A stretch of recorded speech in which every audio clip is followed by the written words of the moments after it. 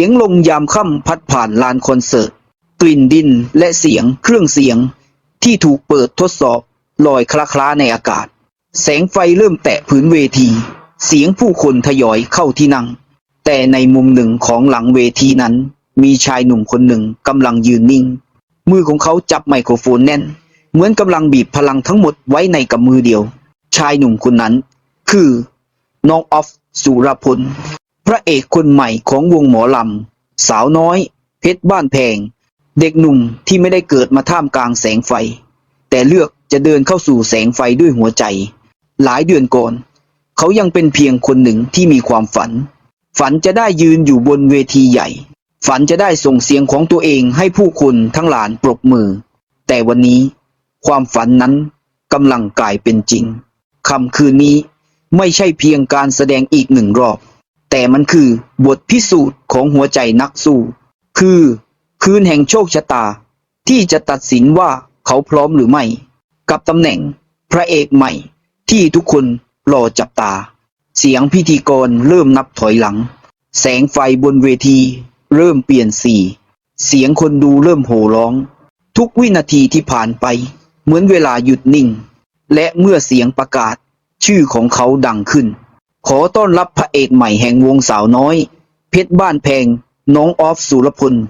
นั่นคือจุดเริ่มต้นของเรื่องราวทั้งหมดเรื่องราวของเด็กหนุ่มผู้ก้าวขึ้นสู่เวทีแห่งเกียรอด้วยหัวใจของนักแสดงที่แท้จริง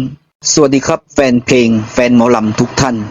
วันนี้ผมจะพาทุกท่านมาพบกับพระเอกวงสาวน้อยเพชรบ้านแพงในค่ำคืนเปิดฤดูกาลรอบที่2ที่ผ่านมา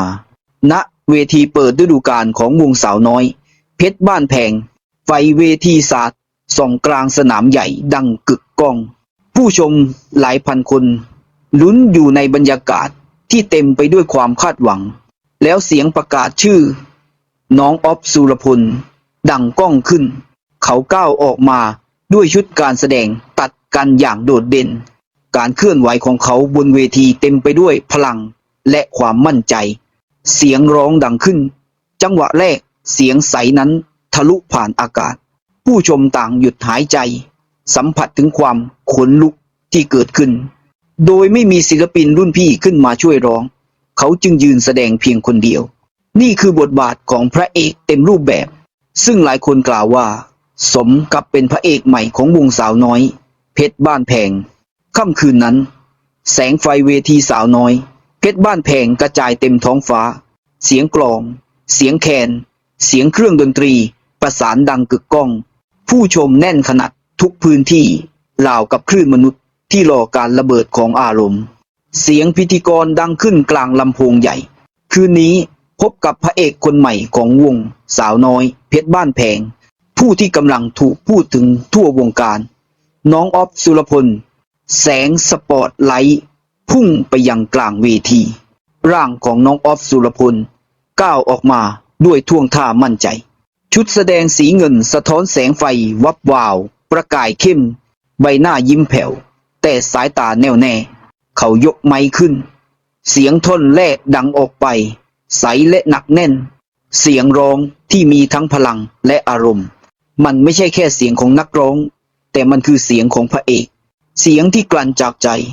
และความพยายามที่สั่งสมมาเนิ่นนานผู้ชมด้านล่างเริ่มส่งเสียงเชียร์บางคนยกมือขึ้นสูงบางคนตะโกนชื่อของเขาออฟสู้กล้องบนเวทีจับภาพได้ชัดใบหน้าของน้องออฟสุรพลเต็มไปด้วยสมาธิทุกถ้อยคำที่ร้องออกมามีชีวิตมีจังหวะและมีความเชื่อมั่นเสียงดนตรีเข้าสู่ท่อนโซโล่เขาใช้มือซ้ายขยับไม้มือขวากวาดอากาศสร้างอารมณ์ร่วมผู้ชมหลายคนยกโทรศัพท์ขึ้นบันทึกภาพช่วงนั้นและเมื่อถึงฮุกสุดท้ายเสียงร้องของเขาพุ่งทะลุขึ้นสู่ฟ้าราวกับปลดปล่อยพลังที่กักเก็บไว้ทั้งชีวิตเสียงปรบมือเสียงเชียร์และเสียงกรี๊ดดังสะท้อนจนเวทีสะเทือนบางคนยกมือทาบหน้าอกเพราะขนลุกคำนี้แหละคือสิ่งที่สะท้อนออกมาจากปากคนดูหลายร้อยชีวิตในค่ำคืนนั้นเมื่อเพลงจบน้องออฟสุรพลย่อตัวโค้งขอบคุณคนดูรอยยิ้มจริงใจน้ำเสียงที่เปล่งออกมาเบา แต่ชัดเจนขอบคุณทุกคนครับสำหรับแรงใจ ผมจะตั้งใจพัฒนาตัวเองให้ดีที่สุดครับ แสงไฟดับลงช้าๆเสียงปรบมืออย่างไม่หยุด และชื่อของเขาน้องออฟสุรพลก็ถูกพูดถึงทั่วโซเชียลในค่ำคืนนั้น มีแต่คำเดียวที่ผู้คนพูดตรงกัน คือขนลุก ถ้าคุณชอบคลิปนี้ก็อย่าลืมกดไลค์กดแชร์กด Subscribe เพื่อเป็นกำลังใจให้กับทีมงานเราด้วยนะครับ